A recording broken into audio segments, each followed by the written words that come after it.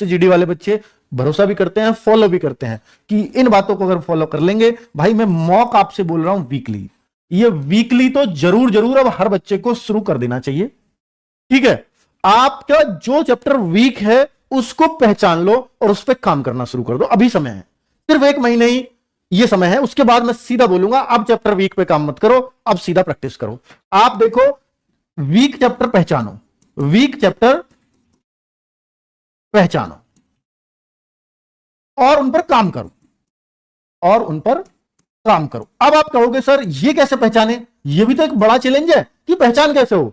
इससे होगी पहचान, जब आप मॉक टेस्ट दे रहे हो वीकली तो आप देखो कि मेरी गलती, देखिए बहुत सारे बच्चे गलती क्या करते हैं, वो करते हैं कि मॉक टेस्ट दे लिया और मेरा काम खत्म। नहीं, आपने मॉक टेस्ट दिया यार, 80 में से आपके केवल 60 क्वेश्चन ही सही हुए, तो इसका मतलब है 20 गलत हुए होंगे। तो आप में एक आतुरता रहनी चाहिए हमेशा मॉक टेस्ट देने के बाद कि ये 20 कौन कौन से गलत हुए हैं।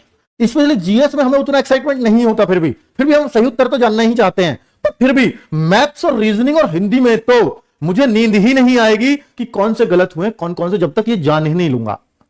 तो भाई साहब ये होना चाहिए, और यही सिलेक्शन की पहचान है।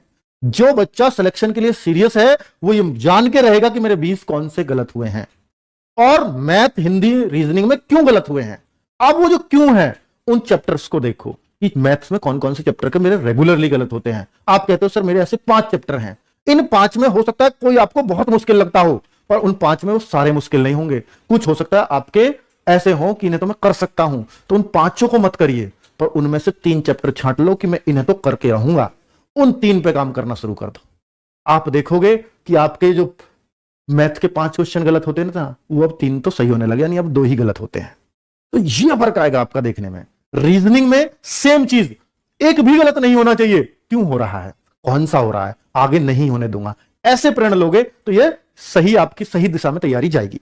ठीक है, तो ये करना है। दूसरा, प्रैक्टिस सेट्स। ये अगर आप देखिए, अगर आप क्लास नहीं कर रहे हैं, कोई मेरा सिलेबस मान लीजिए कंप्लीट है और मैं मॉक टेस्ट के भरोसे तैयारी करना चाहता हूं, मैं सेल्फ स्टडी चाहता हूं, तो आप mock test plus practice sets करिए। प्रैक्टिस सेट से क्या है, टीचर अपने अनुभव के आधार पर आपको तरह तरह के क्वेश्चंस की प्रैक्टिस करा देगा, जिससे आपको बहुत फायदा होगा। ठीक है, तो ये साथ में प्लस ये, आप क्यों नहीं, मैं तो अपने आप ही तैयारी करना चाहता हूं, फिर बुक्स ले लीजिए, फिर बुक्स को रंग डालिए, अच्छे से कवर कर डालिए। मैं ये नहीं कहता कि प्रैक्टिस सेट कर रहे हो बुक की जरूरत नहीं है, बुक की तब भी जरूरत पड़ेगी आपको। प्रैक्टिस सेट कर रहे हो तो टीचर के साथ एक आदत बन जाती है कि टीचर जो जो करा रहा है मैं भी कर लेता हूं, और वो ऐसी आदत बन जाती है कई बार कि टीचर का थोड़ा सा हिंट मिलता है इसलिए मैं कर लेता था, उसे हम पहचान नहीं पाते। बुक करने से क्या होगा कि आपको यह पता चलेगा मेरी रियल स्थिति क्या है, और बुक करने से ही आपको असली कॉन्फिडेंस आएगा। क्लास जरूरी है लेकिन बुक भी बहुत जरूरी है। कि बुक कोई फॉलो नहीं की मैं नौकरी लग गया, ऐसे शायद ही कोई बच्चा देखोगे।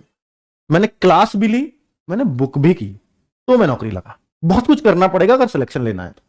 देखिए गाइस, सर ने बताया आपको इसी तरह फोकस से आपको ऐसे ही पढ़ाई करनी पड़ेगी। और मैं आपको बता दूं, अगर आपको कुछ करना है ज़िंदगी में तो मेहनत तो करनी पड़ेगी। घर पर पढ़ाई करने के लिए आपको ये रोजगार वित्त अंकित की जो अंकित भाटी की बुक हैं ये आपको ले लेनी है। एसएससी जीडी की है, जो मैथ की है, हिंदी की है, रीजनिंग की है और सामान्य ज्ञान की है। इनसे आप अच्छी प्रैक्टिस और अच्छी तरह से घर पर पढ़ाई कर सकते हैं।